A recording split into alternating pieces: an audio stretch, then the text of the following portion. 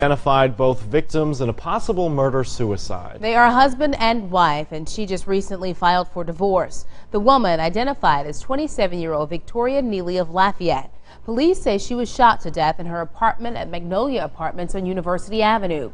The body of the male victim, who was found hours later in a house at the corner of Lamar and Cleveland Streets, is 38-year-old David Brandon of Dusong.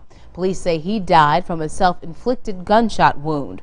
Although no suspect has been named in Victoria's death, her family is speaking out about the long history of domestic violence between the pair.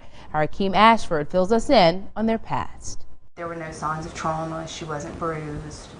She just had the wound. And for somebody to walk up to you and shoot you face first, point blank, that is hate and that is evil. And the last thing that my sister saw was that gun go into her face, and she was afraid.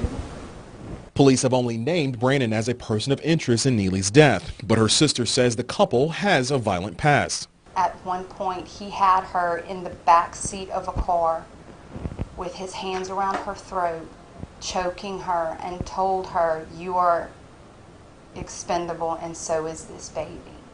I will kill you." But as long as Victoria was with this man, it was always a violent relationship. Our investigation team pulled all those arrest records. 3 times, police were called on Brandon for violent behavior with Neely. In 2010, Brandon was convicted of hitting Neely with a closed fist in front of her 3-year-old child. He pled guilty to simple battery and served 10 days in jail. In February 2011, Brandon was charged with aggravated battery after allegedly getting in a fight with Neely's boss at her work. Her boss, though, later dropped the charges. The very next month, Brandon was accused of holding Neely captive in the bathroom before punching and choking her.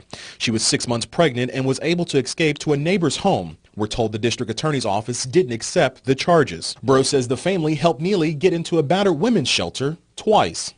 I don't know what was going on in her head. But there is a point where you just can't do anything else. In Lafayette, Akeem Ashford, KATC, TV3. Faith House is helping to organize